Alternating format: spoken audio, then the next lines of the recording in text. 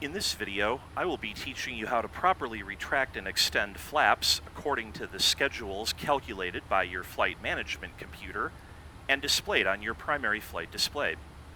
While I'll perform this demonstration using the Boeing 777-200ER from FlightFactor in X-Plane 12, the concepts I show here may be applied to almost any modern airliner in either X-Plane or Microsoft Flight Simulator. Let's dive right in. This afternoon we're at Los Angeles. I've completed most of the preparations for a flight to Atlanta, but there are a few things I need to talk about before we leave the gate. The first question is, how do you know what flap setting you should use? If your aircraft has a takeoff performance calculator built into its electronic flight bag, use that. Otherwise, simbrief.com is an excellent flight planning tool with highly accurate performance calculations, or you may opt for paid services like virtualperformancetool.com. Links will be in the description below. Once you've determined a takeoff flap setting, you then need to program that setting into the aircraft CDU. I'll now pull the CDU up to show how this is done on the Boeing 777. This is our takeoff reference page, and in the upper left corner you can see where it says Flaps 15.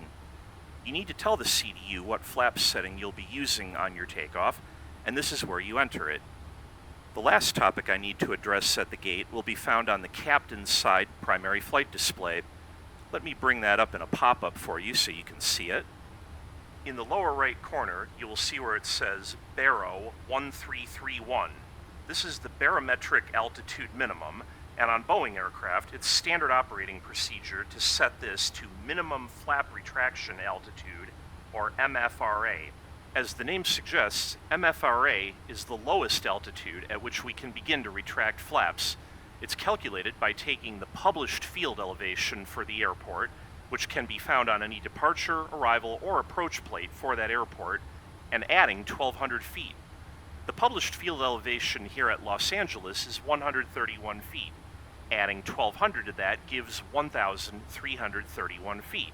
MFRA is set using the min dial on the EFIS panel. Turn the outer dial to baro and use the inner dial to dial in your MFRA.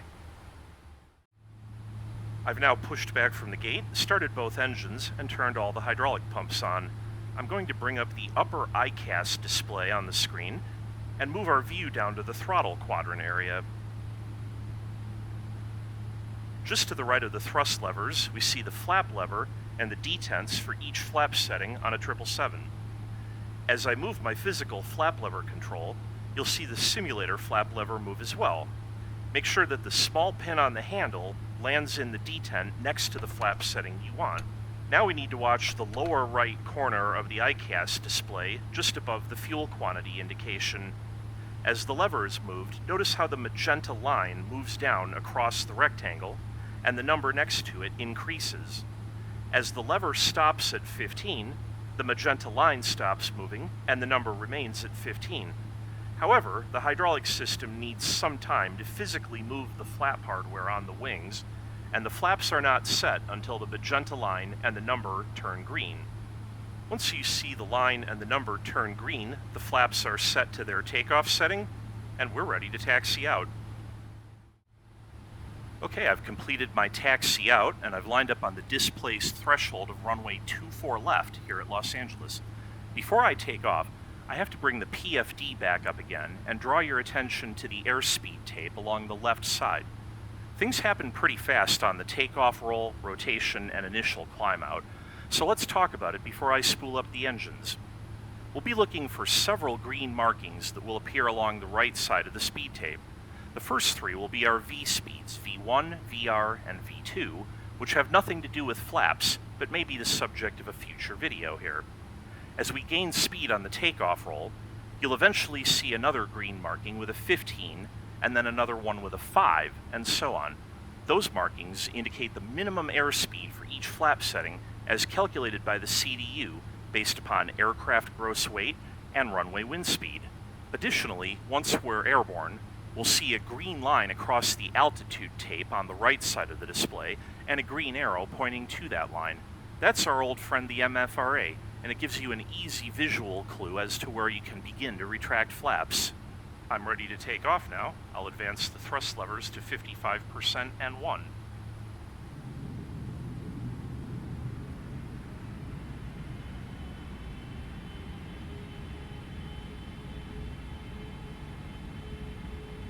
Release the brakes.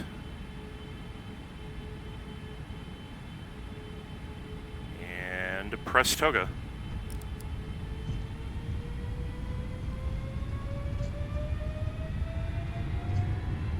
Takeoff power is set and achieved. All indications normal on both engines.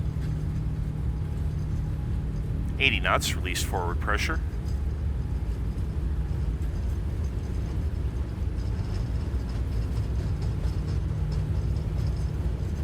V1. Rotate.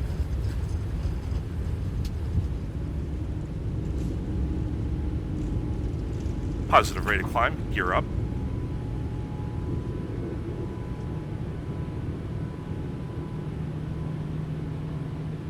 Until 1,000 feet above ground level, we simply fly the airplane according to the flight director bars, and we do absolutely nothing else. Keep an eye on the radio altimeter reading down at the bottom of the attitude indicator. Let's look for it to say 1,000. There it is, 1,000. Activate autopilot. And I'll start using the speed dial on my MCP to increase my commanded speed and begin to accelerate. The magenta arrow has already moved upwards to my CDU calculated flaps 5 speed of 179 knots. I'm now accelerating to that speed. I'll set a higher speed setting before I actually reach 179 knots, so the engines don't spool down. When I reach the 5 marking at 179 knots, I can retract to flaps 5. We just saw the 15 marking disappear, and a new 1 marking is just below 200 knots. Again, I'll use the MCP speed dial to command that 1 marking speed, which is 198 knots. And again, I've commanded a higher speed before reaching 198 knots. We're at 198, we'll go to flaps 1. And one last time, I've commanded a higher speed. The flaps up marking is at 219 knots. At 219, we'll retract the flaps all the way to up. And the flaps are up. And that's it for retracting flaps after takeoff. I'll now accelerate to 250 knots, and I'll see you again as we approach Atlanta.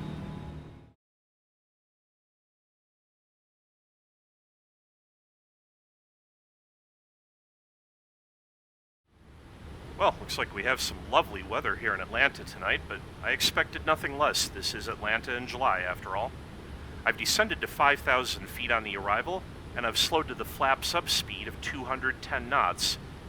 If you've been paying attention, you might notice the flaps up speed is a little bit slower here than it was at Los Angeles. This is the case because we've burned a bit over 20,000 kilograms of fuel, and the lighter aircraft doesn't require quite as much forward speed to generate the same amount of lift.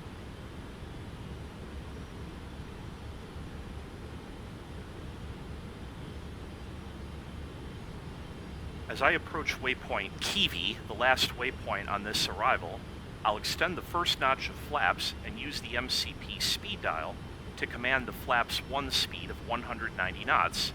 The CDU calculates these speeds for you, just as it did when we left Los Angeles. Ideally, you should set flaps 1 and at least begin to slow down to the flaps 1 speed before you make the second to last turn on your route, about 15 miles out from the runway. But this is not a hard and fast rule, and different approaches do vary.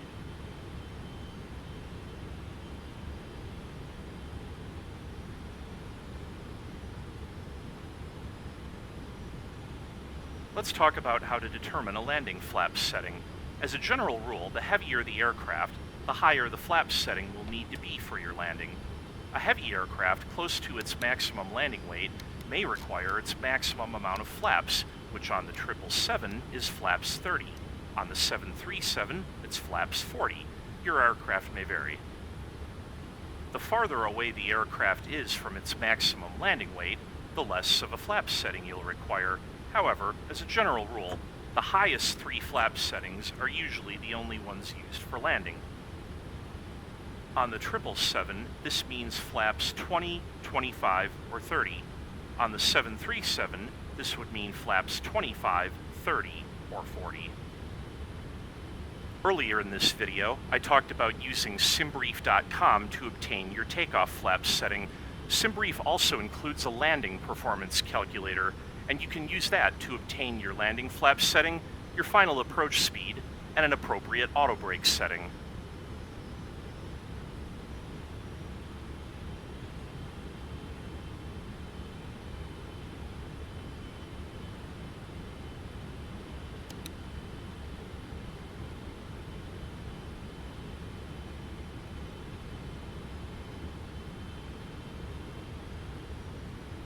Okay, I've now passed Kiwi and I'm turning towards Zelo, the initial approach fix on the ILS approach to runway 26 right here in Atlanta. Before I reach Zelo, make the turn on to final, and intercept the localizer, this is the time where I should add another notch of flaps to flaps 5 and command the flaps 5 speed of 170 knots.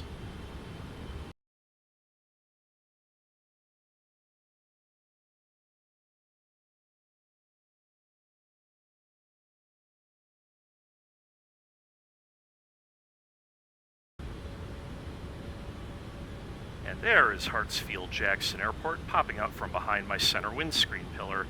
I've intercepted the localizer and I'm showing about 21 miles to the airport. Let's watch the hollow magenta diamond between the attitude indicator and the altitude tape. We're going to look for it to fill in with color and begin to move downward.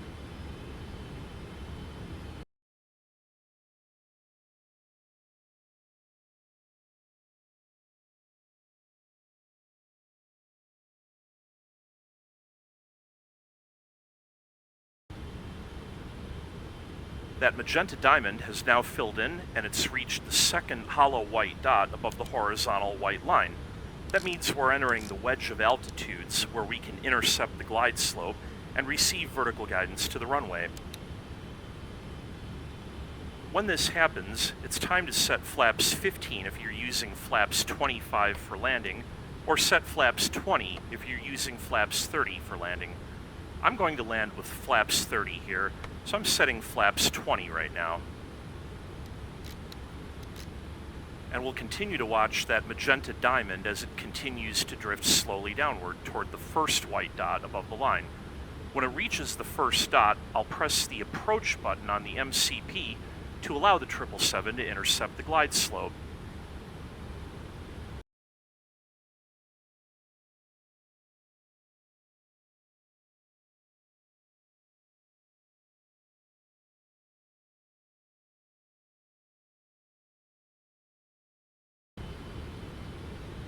And there is glide slope intercept with the G/S indication in the upper right corner of the PFD.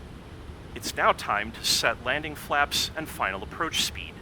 In the lower left corner of the PFD, you'll see a ref 30/130 indication.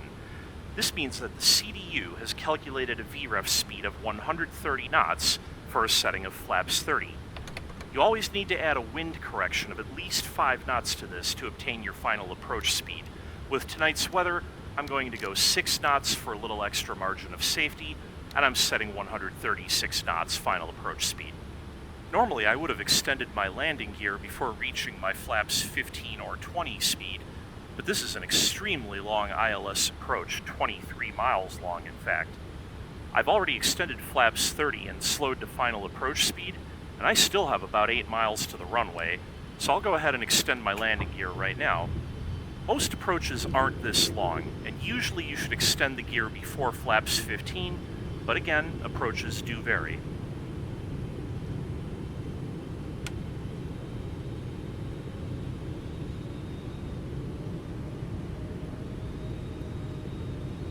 And we have flaps 30, approach speed 136 knots set, gear down, speed brakes armed, auto brakes 3 set, before landing checklist completed.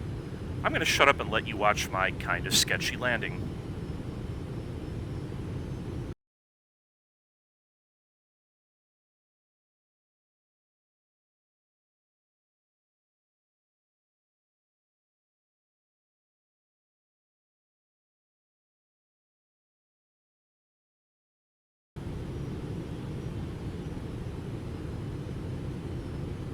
1,000.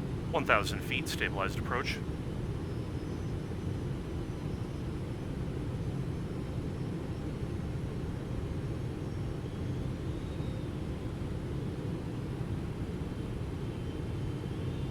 Approaching 26 right.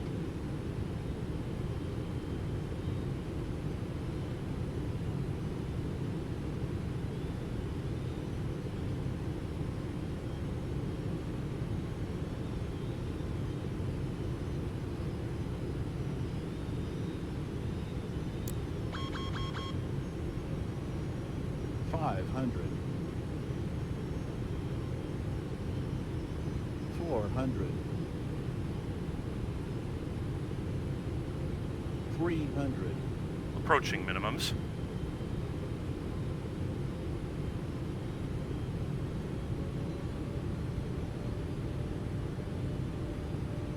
$200. Minimums. Landing.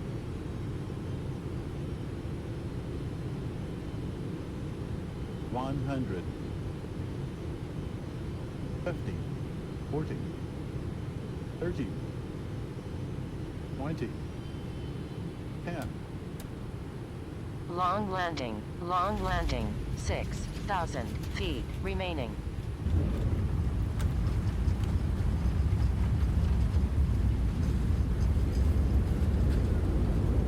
Two in reverse.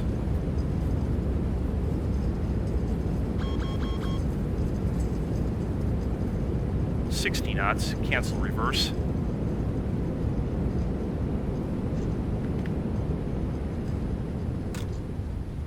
Welcome to Atlanta. We're glad Georgia's on your mind.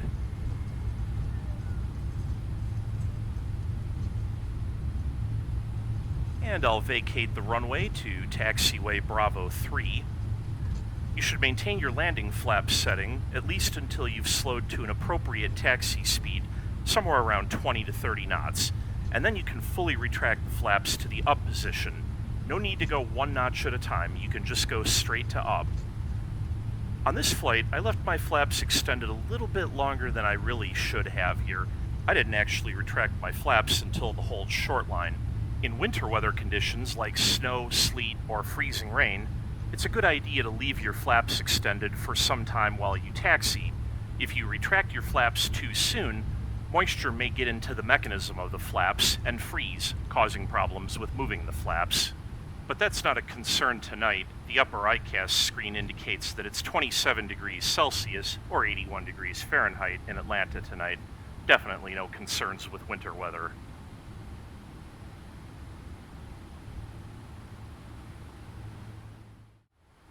And that's it. Now you know the procedures and timing for extending and retracting flaps. Keep the shiny side up. I'll see you on the next one.